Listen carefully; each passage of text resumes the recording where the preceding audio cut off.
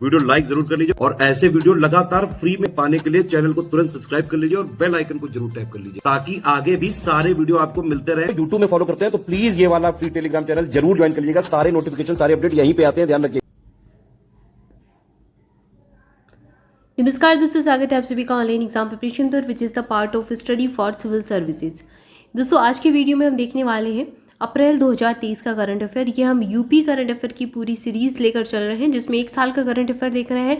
तो last video में हमने अप्रैल 2023 का करंट अफेयर स्टार्ट किया था, एक टॉपिक देख लिया था हमने, तो अपॉइंटमेंट्स देखी थी हमने, नियुक्तियां और अवार्ड्स एंड ऑनर्स पढ़ लिए थे। इसके बाद अगला जो टॉपिक है वो है स्कीम्स एंड कैंपेन। तो 2023 की स्कीम्स और कैंपेन यहाँ पर हम पढ़ने वाले हैं अप्रैल के महीने की। चलिए शुरुआत करते हैं। सबसे पहली स्कीम दी गई है अटल बिहारी वाजपेयी पावरलूम विद्युत फ्लैट रेट योजना। तो अभी इसको शुरू किया गया है अप्रैल के महीने में। उत्तर प्रदेश के मुख्यमंत्री योगी आदित्यनाथ की अध्यक्षता में 5 अप्रैल 2023 को एक बैठक हुई और इसमें अटल बिहारी वाजपेयी पावरलूम विद्युत फ्लैट रेट योजना को मंजूरी मिली है। अब इस योजना के तहत क्या होगा, सरकार प्रदेश के पावरलूम बुनकरों को बड़ी राहत देगी और बिजली बिल पर फ्लैट रेट की सुविधा देने की बात कर रही है। इस योजना का लाभ 1 अप्रैल 2023 से दिया जा रहा है। अगली योजना है Uttar Pradesh millets revival programme. कृषि मंत्रालय का ये प्रोग्राम है। उत्तर प्रदेश मंत्रिपरिषद ने प्रदेश में मिलेट्स के अंतर्गत कौन से अनाज आते हैं, मोटे अनाज, क्योंकि जैसे कि ज्वार है, बाजरा है, कोदो, सांवा, रागी, मडुआ, ये सारी, तो इनकी खेती प्रसंस्करण और उपभोग को बढ़ावा देने के लिए राज्य सरकार द्वारा उत्तर प्रदेश मिलेट्स पुनरुद्धार कार्यक्रम के संचालन के प्रस्ताव को अनुमति दी गई है। तो ये पूरे देश में इसके लिए प्रोग्राम चल रहे हैं और सेंट्रल की भी योजनाएं चल रही हैं ताकि इनके उत्पादन को बढ़ावा दिया जाए और इनके उपभोग को भी बढ़ावा दिया जाए। उत्तर प्रदेश मिलेट्स पुनरुद्धार कार्यक्रम का उद्देश्य प्रदेश में मिलेट्स की खेती को बढ़ावा देना, क्षेत्राच्छादन, उत्पादन, उत्पादकता इनमें वृद्धि करके कृषकों की आय को बढ़ाना और मूल्य संवर्धन एवं विपणन के माध्यम से जन सामान्य में आहार में मिलेट्स के उपभोग को भी बढ़ावा देना, क्योंकि ये संतुलित आहार होता है और ये पोषण से युक्त भी होता है। इस कार्यक्रम के क्रियान्वयन के लिए प्रदेश के समस्त 75 जनपदों में ये किया जाएगा। उत्तर प्रदेश मिलेट्स पुनरुद्धार कार्यक्रम ये जो एक नवीन योजना है 2022-23 1 जनवरी 2023 से वर्ष 2026-27 तक संचालित की जाएगी। तो 2026-27 तक ये प्लानिंग चलेगी। इसके बाद समिट्स हैं 2023 की अप्रैल के महीने की। नेशनल क्लाइमेट कॉन्क्लेव हुआ 2023 में, कहाँ पर हुआ, लखनऊ में हुआ और ये 10 अप्रैल 2023 को योगी आदित्यनाथ तथा केंद्रीय पर्यावरण और वन और जलवायु परिवर्तन मंत्री श्री भूपेंद्र यादव ने 2 दिवसीय नेशनल क्लाइमेट कॉन्क्लेव 2023 का उद्घाटन किया और यहाँ पर उत्तर प्रदेश राज्य जलवायु परिवर्तन ज्ञान केंद्र को भी शुरू किया गया था। तो ये लखनऊ में हुआ था। और इसके बाद अगला कॉन्क्लेव है, इसके बाद अगला दिया गया है प्रमुख कृषि वैज्ञानिकों की G20 की बैठक हुई है और वाराणसी में ये हुई है। तो इसको याद रखें, कृषि वैज्ञानिकों की बैठक G20 काफ़ी ज़्यादा चर्चा में रहा था 2023 के अंदर। तो ये वाराणसी में बैठक हुई थी, काफ़ी सारी बैठक हुई यूपी के अलग अलग शहरों में। 17 से 19 अप्रैल 2023 तक कृषि प्रमुख वैज्ञानिकों की G20 वाराणसी में बैठक आयोजित हुई थी। बैठक का विषय क्या था, स्वस्थ लोगों और गृह के लिए सतत कृषि और खाद्य प्रणाली, इसका विषय था, इसकी थीम थी। G20 से संबंधित ये 100वां आयोजन था। इसके बाद राज्य लोक सेवा आयोग के अध्यक्षगण के 24वां राष्ट्रीय सम्मेलन भी हुआ। 22 अप्रैल 2023 को लखनऊ में 2 दिवसीय राज्य लोक सेवा आयोग के अध्यक्षगण का 24वां राष्ट्रीय सम्मेलन भी यहीं पर हुआ था, लखनऊ में। स्मार्ट सिटी स्मार्ट शहरीकरण सम्मेलन कहाँ पर हुआ, सूरत में हुआ। ये गुजरात के सूरत में इसका आयोजन हुआ और 18 से 20 अप्रैल 2023 तक 3 दिवसीय सम्मेलन का आयोजन गुजरात के सूरत में किया गया। इस अवसर पर केंद्रीय आवास और शहरी मामलों के मंत्री हरदीप सिंह पुरी जी मुख्य अतिथि थे। उद्घाटन के दौरान पुरस्कार वितरण समारोह का आयोजन हुआ जिसमें इंडिया स्मार्ट सिटी अवार्ड प्रतियोगिता 2020 के पुरस्कार विजेताओं को सम्मानित किया गया। सूरत और इंदौर को सर्वश्रेष्ठ शहर का पुरस्कार मिला और उत्तर प्रदेश को सर्वश्रेष्ठ राज्य का पुरस्कार दिया गया।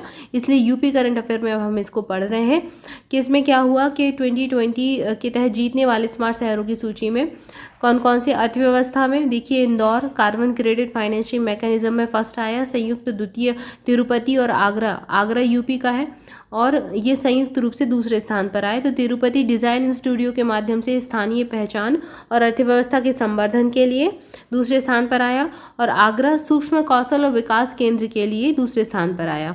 पानी के लिए संयुक्त विजेता रहे देहरादून और Varanasi. Dehradun smart water metering और वाटर एटीएम के लिए पहले स्थान पर आया। वाराणसी में क्या रहा, वाराणसी यूपी का इसलिए इसको पढ़ना है। 80 नदी की परिस्थिति की पुनरुद्धार की चलते ये पहले स्थान पर आया। और सूरत एकीकृत और सतत जल आपूर्ति प्रणाली में दूसरे स्थान पर आया। फिर सिटी अवार्ड में राउंड FT, इसमें आगरा को पहला स्थान मिला है। फिर तिरुपति, वाराणसी, राउंड वार मान्यता इनको दूसरा तीसरा मिला है। इसके बाद राज्य पुरस्कार में तो सर्वश्रेष्ठ राज्य में उत्तर प्रदेश पहले स्थान पर आया है, मध्य प्रदेश दूसरे स्थान पर है, तमिलनाडु तीसरे स्थान पर है।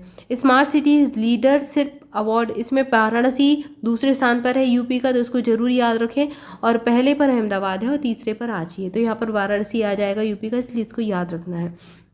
इसके बाद निधन, शारदा प्रताप शुक्ला जी का निधन हुआ है। विधायक थे, उत्तर प्रदेश की राजधानी लखनऊ के सरोजनी नगर विधानसभा सीट से 3 बार विधायक रहे शारदा प्रताप शुक्ला। मेदांता अस्पताल में इलाज के दौरान इनकी मृत्यु हो गई। इसके बाद घटनाक्रम है कुछ स्पोर्ट्स से related. Spanish para badminton championship का आयोजन हुआ अप्रैल के महीने में। Spanish para badminton international tournament के पुरुष एकल प्रतियोगिता में गौतम बुद्ध नगर की जिलाधिकारी सुहास LY कांस्य पदक विजेता रहे।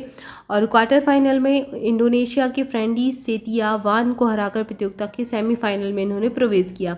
सेमीफाइनल मैच में सुहास को भारत के ही सुकांत कदम से हार मिली और उन्हें कांस्य पदक से संतोष करना पड़ा।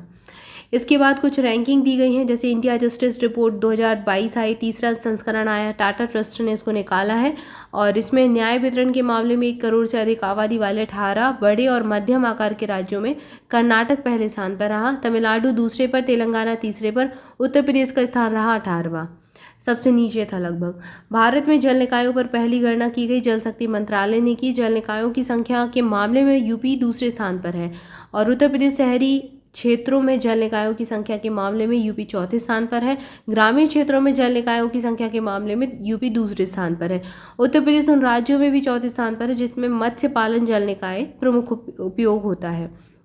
देश में पहली बार अप्रैल 2023 में देश के जल संसाधनों के विषय में महत्वपूर्ण अंतर्दृष्टि प्रदान करते हुए जल निकायों की पहली गणना रिपोर्ट जारी की गई। चूंकि पहली थी इसलिए इंपॉर्टेंट भी है, एग्जाम में पूछे जाने की संभावना ज़्यादा है। तो यूपी की रैंकिंग याद रखें, दूसरे स्थान पर रहा। ग्रामीण घरों में पाइप से जल कनेक्शन देने वाले शीर्ष जिले, तो जल शक्ति मंत्रालय ने इसको भी निकाला है। हर घर जल योजना के तहत ग्रामीण घरों में पाइप से जल कनेक्शन प्रदान करने की चल रहे अभियान के तहत महोबा, बागपत, झांसी, ललितपुर कनेक्शन जारी करने वाले शीर्ष जिलों के रूप में उभरे हैं। तो महोबा इनके याद रखना है, यूपी के ही हैं सब। महोबा, बागपत, झांसी, ललितपुर सब यूपी में आते हैं और ये शीर्ष पर रहे, मतलब यहाँ पर जो जल कनेक्शन है काफ़ी अच्छा रहा, यहाँ पर काफ़ी वृद्धि हुई। तो ये कुछ हमने रैंकिंग्स देख ली। भारत की जल निकायों की गणना जरूर याद रखें।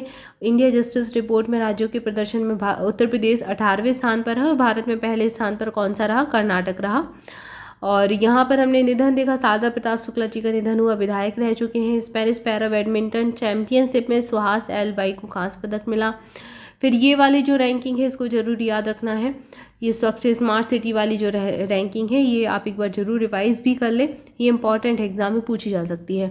तो यहाँ पर हमने अप्रैल 2023 का करंट अफेयर देखा टॉपिक वाइज। इसके बाद हम इसके MCQ लगाएंगे अगले वीडियो से। तब तक के लिए आप सभी चैनल के साथ जुड़े रहें, चैनल को सब्सक्राइब जरूर कर ले, वीडियो को लाइक भी कर ले, दोस्तों के साथ भी शेयर करें।